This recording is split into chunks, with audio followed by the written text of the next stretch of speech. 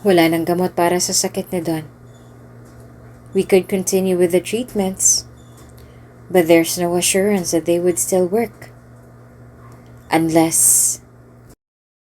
Kung bago ka pa lang sa channel neto, ibang kwento ni Ate Jane, istorya mo, ikwento ko. Huwag kalimutang pindutin ang notification bell at subscribe button.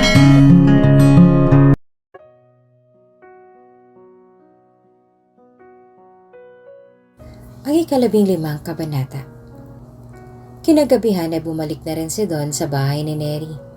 Dala ang mga pasalubong niyang laruan at pagkain para sa kambal. Bukod pa rito ay may dala rin siyang bulaklak para kay Neri. Ipinarada niya na ang kanyang kotse sa labas at excited na pumasok sa bahay ni Neri. Subalit na makapasok siya sa loob nito ay naabutan niya si Neri sa sala na tahimik na humihikbi. Agad na binitawan ni Don ang mga dala-dala niya at nagmamadaling nilapitan si Neri na nakaupo at umiiyak. Puno ng pag-aalala siyang tumingin dito at saka nagwika. "What's wrong? Did something happen? Tell me." Sinserong tanong ni Don kay Neri.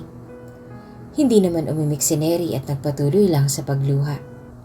Kaya naman hinawakan na ni Don ang kanyang magkabilang balikat at saka siya hinarap sa kanya. "Hey, come on. You know you can tell me anything, right?"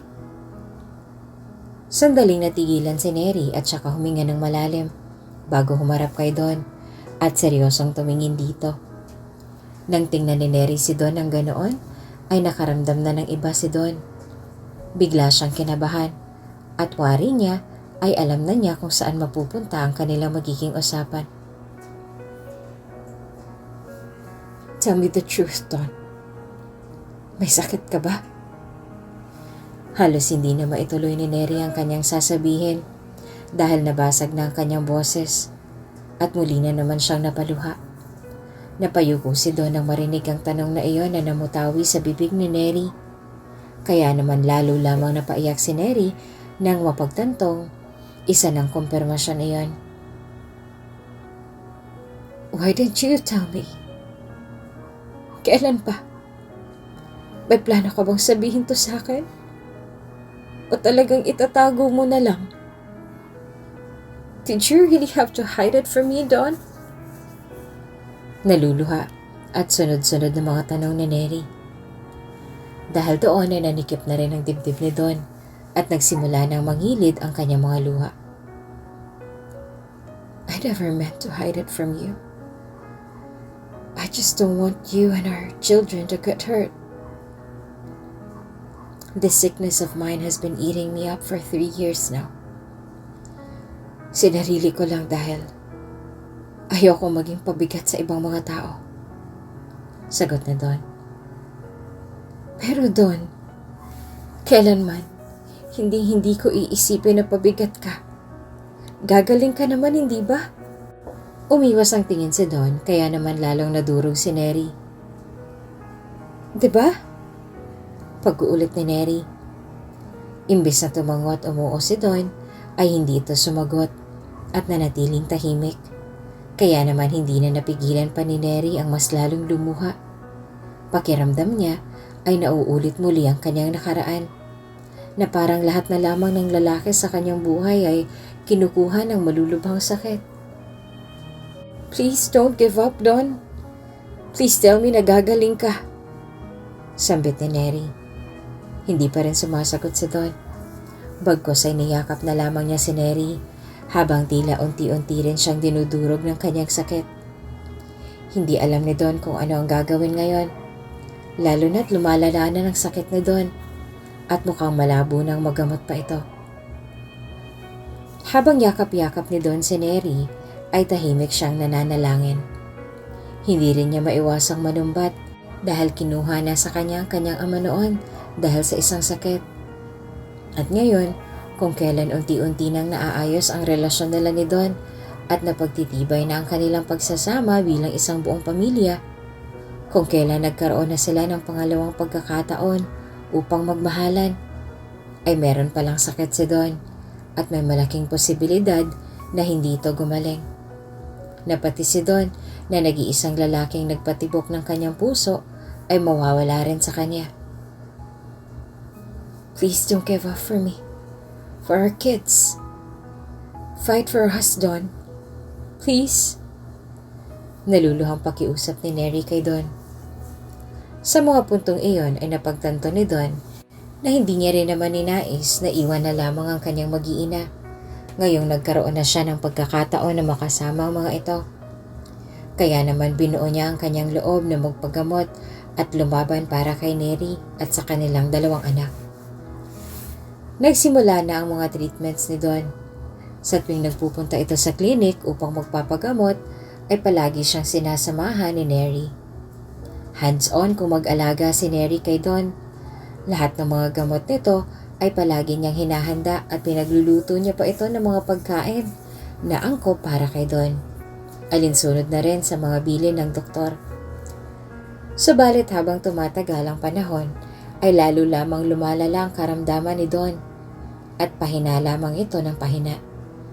Nagtataka na nga ang kambal dahil hindi na nila nakakalaro ang kanilang daddy. Hindi tulad ng dati. Kalimitan ay nagpapaalam na lamang ito na magpapahinga. Awang-awa si Neri sa kanyang mga anak dahil walang kaalam-alam ang mga ito. Hindi naman kasi niya alam kung papaano ipapaliwanag ang mga nangyayari sa dalawa. Lalo na't alam niyang bata pa ang mga ito at hindi pa mauunawaan ng lubos ang lahat. Bukod pa rito ay kagustuhan din naman ni Don na wag nang sabihin sa mga bata ang tungkol sa kanyang sakit dahil siguradong masasaktan lamang ang mga ito. Kaya naman pilit na kinakaya ni Neri ang lahat para sa kanyang mag-aama. Nagpapakatatag siya kahit pa may mga gabing hindi niya na kinakaya at nadudurog na lamang siya ng tuluyan. Umiiyak na lamang siya at paulit-ulit na nagdadasal na sana ay gumaling si Don at maging ayos din ang lahat. Hanggang sa isang araw ay bigla na lamang hindi nagising si Don.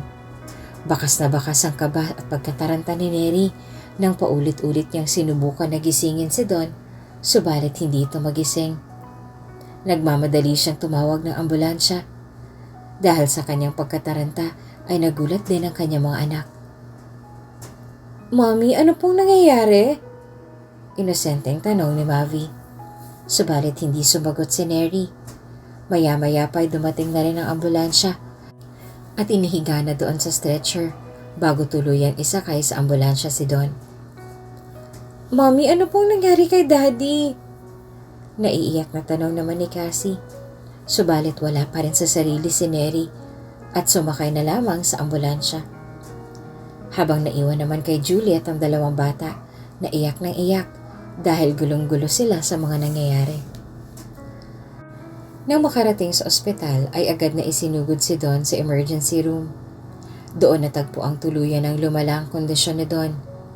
Inatake ito ng kanyang sakit, dahilan upang hindi ito magising kaninang umaga. Gayunpaman ay naging maayos naman ang lagay ni Don.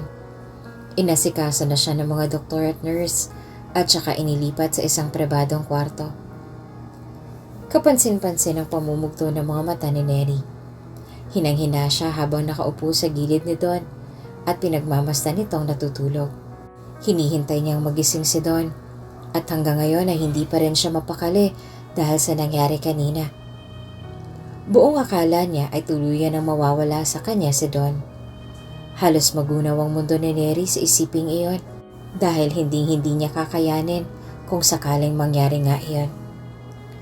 Habang tahimik na nagdadasal si Neri sa isang gilid at nakikiusap na iligtas si Don at pagalingin sa kanyang sakit, ay naramdaman niyang bahagyang gumalaw si Don sa kanyang kinahihigaan. Kaya naman agad na napaangat ang tingin ni Neri at laking pasasalamat niya nang tuluyan ng magising si Don. Don? Hindi makapaniwalang tugon ni Neri at saka niyakap ng mahigpit si Don at saka ito hinalikan sa noo. Bahagya na mangumiti si Don. Did I make you worry too much? Bakit ako nasa ospital? Is it another attack? Tumango si Neri. Napansin naman ni Don na mugtong-mugtong mga mata ni Neri at mukhang kagagaling lamang nito sa napakatagal na pag-iyak. Kaya naman hindi maiwasang makonsensya ni Don dahil pakiramdam niya ay nagiging pabigat na siya ng sobra kay Neri. Bukod pa rito ay naaawa na rin siya dahil hirap na si Neri sa lahat. Hindi naman maiwasan ni Don ang malungkot nang maisip niya na wala ng pag-asa ang kanyang sakit, na mukhang malabo nang gumaling pa siya at kailangan na lamang niyang tanggapin ang katotohanan at ang kanyang kapalaran. Kaya naman agad niyang kinuha ang kamay ni Neri at saka ito mahigpit na hinawakan. Nagsimulang magsalita si Don. "I don't know how much time I have left." Panimula ni Don na agad na pinutol ni Neri. "Don naman!" "Hear me out, Neri." Wika ni Don at saka nagpatuloy. "I don't know how much time I have left. We both know na lumalala na ang sakit ko. I can continue with the treatments. Pero nangihina na rin ako." "Don!" Habang naririnig ang mga winiwika ni Don, ay tila ba unti-unting hinahati ang puso ni Neri. "But I don't wanna give up as well, Neri. Ayokong iwan kayo nang hindi ko man lang sinusubukang lumaban. But the odds of me recovering from this sickness is not something I can control. Alam natin pareho yan. Pero di ba sabi naman ng mga doktor gagaling ka? Na may pwede naman tayong gawin?" Tanong ni Neri sa pagitan ng kanyang mga higpi. Napaiwas ang tingin si Don at maging siya'y naiiyak na rin habang iniisip ang kanyang kapalaran. Subalit pinigil niya iyon dahil ayaw naman niyang lalong magpakita ng kahinaan sa harap ni Neri. "I don't want you to hang on to false hopes. At ayoko rin naman hanggang dito na lang tayo. Neri, you are the only woman who made me feel so lucky to be alive. You and the kids are the reason why I'm still fighting. Alam kong napakarami kong naging pagkukulang. Our time was more or less too short. Don." Lalong humigpit ang pagkakahawak ni Neri sa mga kamay ni Don. Bahagyang umiti si Don kay Neri. "You're the only woman that I want to be with in this lifetime.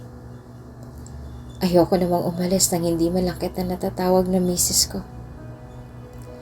Neri, you made me into the man that I am today. You are the air I breathe, and I would love it if I was yours too. Neri, I want you to be my wife. Will you marry me, Neri?" Halos hindi na maawat pa sa pag-agos sa mga luha ni Neri. Napahawak siya sa kanyang bibig dahil hindi na siya matigil pa sa pag-iyak. "I don't have a ring with me now, pero I promise I will get you one." Hindi na nakapagsalita pa si Don nang dahan-dahang tumango si Neri. Napalitan ng malawak ng ngiti ang kaba at paghihinang nararamdaman ni Don. Niyakap nila ang isa't isa at paulit-ulit na humingi ng pasasalamat si Don at paulit-ulit din niyang sinambit kay Neri ang mga salitang "mahal kita." Dahil wala naman ng panahon na para magplano pa ng magarbong kasal, sa Huwes na lamang kinasal si Neri at Don.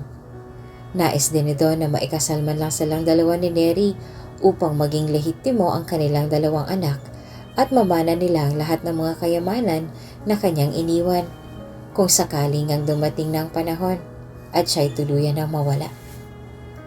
Nagpatuloy sa treatment si Don. Nakiusap na rin siya na kung maaari sana ay sa bahay na lamang niya ituloy ang pagpapagamot dahil baka lalo lamang magtaka ang kambal kung sakaling manatili pa siya sa ospital. Sa kabilang banda ay diniretso na ng doktor si Neri.